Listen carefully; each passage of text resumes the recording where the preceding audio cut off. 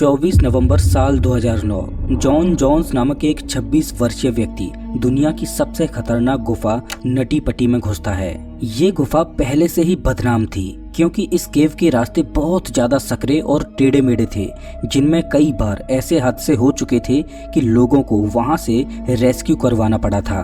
ये केव इतनी खतरनाक थी कि इसके अंदर केवल प्रोफेशनल केवर्स को ही जाने की इजाजत थी। आम लोगों को इसमें जाने की कोई परमिशन नहीं थी। जॉन जोन्स एक प्रोफेशनल केवर था। वो अपने भाई जॉस जोन्स के साथ इस केव में घुसता है। जॉन ने इस केव में उन रास्तों पर जाने का फैसला किया जहां कोई भी प्रोफेशनल केवर जाने से डरता है। इस केव में एक जगह थी बर्थ कैनाल। इसका रास्ता इतना सकरा था कि कोई बच्चा भी इसमें से जैसे तैसे निकल पाए, तो भला एक अडल्ट का इसमें घुस पाना कितना मुश्किल था। कई बार लोग इस बर्थ कैनाल में फंस चुके थे, जो कि एक एक दिन तक फंसे रहे थे, जिन्हें बाद में रेस्क्यू करना पड़ा। जॉन और उसके भाई जॉस में होड़ लगी थी कि कौन इस केव के बर्थ कैनाल से होकर गुजर सकता है और कौन इस केव के आखिरी छोर तक जा सकता है।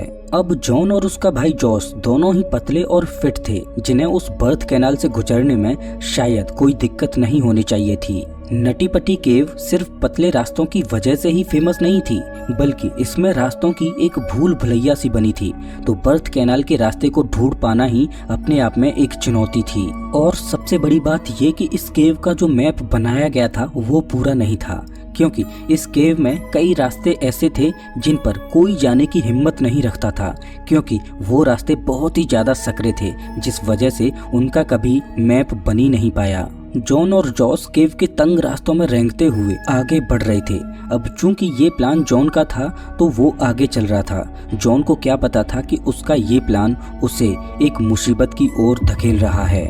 वो रेंगते हुए बर्थ कैनाल के रास्ते पर आगे बढ़ी रहे थे, लेकिन यहाँ पर जॉन से एक गलती हो जाती है।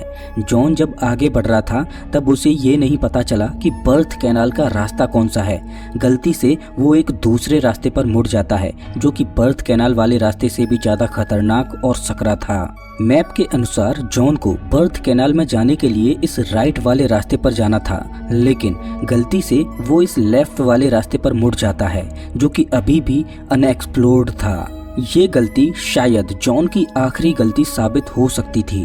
जॉन उस पतले रास्ते में खिसकते हुए आगे बढ़ता जा रहा था, लेकिन आगे चलकर रास्ता और ज्यादा तंग हो गया। इतना तंग कि जॉन को आगे बढ़ने में बहुत ज्यादा दिक्कत हो रही थी। जॉन इस पतले रास्ते पर इतना आगे निकल चुका था कि अब वो पीछे नहीं लौट सकता था, क्योंकि इतने तंग रास्ते में उसका पीछे लौट पाना बहुत मुश्किल था। जॉन को लगा कि शायद आगे रास्ता चौड़ा मिले तो वो वहां से टर्न लेकर वापस लौट आएगा। इस उम्मीद में जॉन आगे बढ़ता ही जा रहा था। आगे चलकर रास्ता नीचे की ओर मुड़ गया। जॉन को लगा कि शायद नीचे कोई बड़ा सा रूम हो तो वो वहां जाकर वापस टर्न ले लेगा। जॉन धीरे धीरे उस नीचे वाले रास्ते में उतरने लगा, लेकिन यहाँ पर चीजें सही होने की बजाय बद से बदतर होती गईं। जॉन अचानक नीचे फिसलते हुए गिरने लगता है और नीचे आकर वो एक डेड एंड में फंस जाता है और आगे रास्ता बंद था। उसकी पोजीशन उस होल में कुछ इस तरह से थी कि उसके हाथ उसकी बॉडी के नीचे दबे हुए थे, उसका सिर नीचे था और पैर ऊपर। ये जगह इतनी तंग थी कि यहाँ पर वो हिल डुल भी नहीं सकता था। जॉन बार बार अपने आप को उस जगह से बाहर निकालने का प्रयास करता है, लेकिन उसके सारे प्रयास विफल हो जाते हैं। जॉन अब जमीन से 100 फीट नीचे और गुफा के द्वार से 400 फीट दूर एक तंग जगह में फंस चुका था। यहाँ से जॉन का बाहर निकल पाना एक बहुत बड़ी चुनौती साबित होने वाली थी। और यहाँ से जॉन के सर्वाइवल की दिल दहला देने वाली कहानी शुरू होती है, जो आपकी रूह कँपा देगी। नटी पट्टी केव यूटा की सॉल्ट लेक के पास है। साल 1960 में पहली बार नटी पट्टी केव को ढूंढा गया था। नटी पट्टी केव में घुसने या बाहर निकलने के लिए सिर्फ एक ही द्वार था, वो भी महज 30 इंच चौड़ा। ये गुफा अपने टेढ़े मेढ़े और सकरे रास्तों की वजह से पॉपुलर होती गई। दूर दूर से लोग इस गुफा को एक्सप्लोर करने के लिए आते गए। जैसा कि अभी मैंने आपको बताया कि इस गुफा में कई बार हादसे हो चुके थे, तो इस वजह से साल 2006 में नटी पट्टी केव को सरकार द्वारा बंद कर दिया गया। लेकिन जो प्रोफेशनल केवर्स थे उन्होंने सरकार के इस फैसले का विरोध किया। लोगों का मानना था कि सरकार का प्राकृतिक चीजों पर रोक लगाने का कोई अधिकार नहीं है। लोग चाहते थे कि इस गुफा को फिर से खोला जाए और लोगों को इसे एक्सप्लोर करने दिया जाए। फाइनली ऑफिशियल्स को अपने फैसले को बदलना पड़ा और साल 2007 में इस केव को नए रूल्स के साथ फिर से खोला गया। इस बार गुफा में केवल वही लोग जा सकते थे जिन्हें कई सालों का केविंग का एक्सपीरियंस था और इस केव में जाने के लिए परमिशन लेने के लिए 21 दिन पहले अप्लाई करना पड़ेगा। जॉन जोन्स और जॉश जोन्स, इन दोनों भाइयों ने भी 21 दिन पहले इस गुफा को एक्सप्लोर करने के लिए अप्लाई किया था। दोनों ही भाई प्रोफेशनल केवर्स थे। जॉन जब नटी पटी केव में घुसा था तब उसे इस बात का कोई अंदाजा नहीं था कि वो कौन सी मुसीबत में घुसने जा रहा है। एक गलत टर्न लेने की वजह से जॉन गुफा के एक ऐसे कोने में फंस चुका था जहां से उसका बच पाना बहुत मुश्किल था। बार बार प्रयास करने के बावजूद भी जॉन अपने आप को 1 इंच भी नहीं हिला पा रहा था।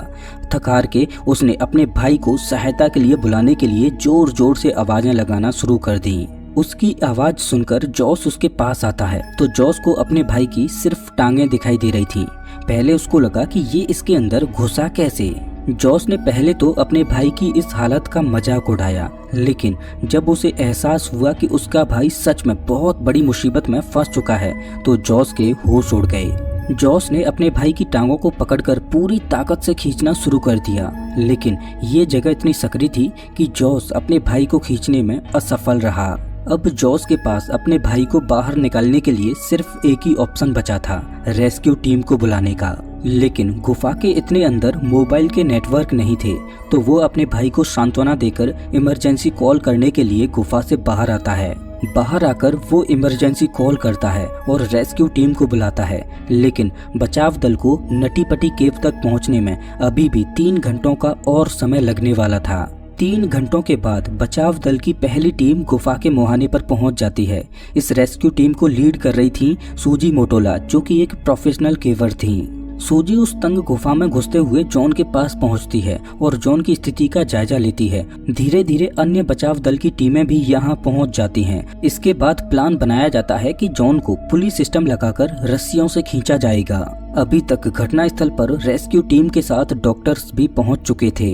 एक डॉक्टर ने सूजी से पूछा कि जॉन कौन सी पोजीशन में फंसा हुआ है, तो सूजी ने डॉक्टर को बताया कि वो उल्टा फंसा है, उसका सिर नीचे और पैर ऊपर हैं। यहाँ पर डॉक्टर ने एक और शॉक दे दिया। डॉक्टर ने कहा कि जॉन ज्यादा से ज्यादा 10 घंटों तक ही जिंदा बच पाएगा। क्योंकि जॉन उल्टा लटका था तो उसके दिल को पैरों तक खून भेजने में बहुत मशक्कत करनी पड़ रही थी और उल्टा होने की वजह से बॉडी का खून उसके सिर में इकट्ठा होने लगा था। इससे उसके ऑर्गन फेलियर का खतरा बढ़ता जा रहा था। कई घंटों तक मशक्कत करके ड्रिलिंग करके पुली सिस्टम को लगाया गया और जॉन के पैरों को रस्सी से बांधकर उसे ऊपर खींचा जाने लगा। फाइनली रेस्क्यू टीम ने काफी मशक्कत के बाद जॉन को उस होल से बाहर निकाला। जॉन बस ऊपर आने ही वाला था कि तभी एक पुली उखड़ जाती है और जॉन फिर से उसी जगह में जाकर फंस जाता है जहां वो पहले था। अभी तक 19 घंटे बीत चुके थे। जॉन की हालत उल्टे लटके हुए काफी खराब हो चुकी थी, लेकिन जॉन फिजिकली बहुत फिट था, इस वजह से वो अभी तक सरवाइव कर पा रहा था। लेकिन अब जॉन की मानसिक स्थिति खराब होती जा रही थी। उसे अलग अलग तरह के ख्याल आ रहे थे। कभी उसे लगता कि वो इस गुफा से बाहर निकल चुका है, तो कभी उसे लगता कि वो इस गुफा में आया ही क्यों। इधर रेस्क्यू टीम जल्दी जल्दी उस पुलिस सिस्टम को लगाने में जुटी हुई थी और कुछ ही घंटों में वो फिर से जॉन को खींचने के लिए तैयार हो चुके थे। रेस्क्यू टीम रस्सी के द्वारा जॉन को ऊपर खींचने लगी। इस बार वो जॉन को ऊपर निकालने में कामयाब रहे। जो रेस्क्यू वर्कर सबसे आगे लगा हुआ था उसने जॉन के चेहरे को देखा तो उसका चेहरा बिल्कुल लाल हो चुका था। उसकी आंखें लाल थी, जैसे मानो उसकी आंखों में खून उतर आया हो। लेकिन अब जॉन के चेहरे पर एक खुशी दिखाई दे रही थी, क्योंकि इतने घंटे गुजरने के बाद वो पहली बार किसी इंसान के चेहरे को देख पा रहा था। अब जॉन लगभग बाहर निकल ही चुका था। बस एक आखिरी अटेम्प्ट और करना था जिससे जॉन पूरी तरह से उस जगह से बाहर निकल सके। लेकिन अभी शायद किस्मत को कुछ और ही मंजूर था। जैसे ही एक आखिरी बार रस्सी को खींचा गया, वैसे ही एक बार फिर से 2 पुली उखड़ जाती हैं, जिनमें से एक पुली उस रेस्क्यू वर्कर के सिर पर पड़ी जो जॉन की टांगों को पकड़े हुए था। उसके सिर में पुली पड़ते ही रेस्क्यू वर्कर वहीं बेहोश हो जाता है और उसके हाथ से जॉन की टांगें छूट जाती हैं और जॉन एक बार फिर से उसी जगह में फंस जाता है। अब सबसे पहले उस रेस्क्यू वर्कर को रेस्क्यू करके उस गुफा से बाहर निकाला जाता है और उसे हॉस्पिटल में एडमिट किया जाता है। इधर जॉन को एक बार फिर से बाहर निकालने का काम शुरू किया जाता है, लेकिन अब शायद बहुत देर हो चुकी थी। जॉन अब पूरी तरह से शांत हो चुका था, उसने हिलना डुलना बंद कर दिया था। जॉन की जब पैरों से पल्स ली गई तो पता चला कि जॉन अपने जीवन की इस लड़ाई को हार चुका है। वो अब इस दुनिया को अलविदा कह चुका है। जॉन 27 घंटों तक उस तंग जगह में जीवन की लड़ाई लड़ता रहा। जॉन की बीवी को विश्वास ही नहीं हो रहा था कि जॉन एक छोटी सी गलती की वजह से मारा जा चुका है, लेकिन सच यही था। अब ये फैसला किया गया कि जॉन की बॉडी को उसी जगह में दफन रहने दिया जाए।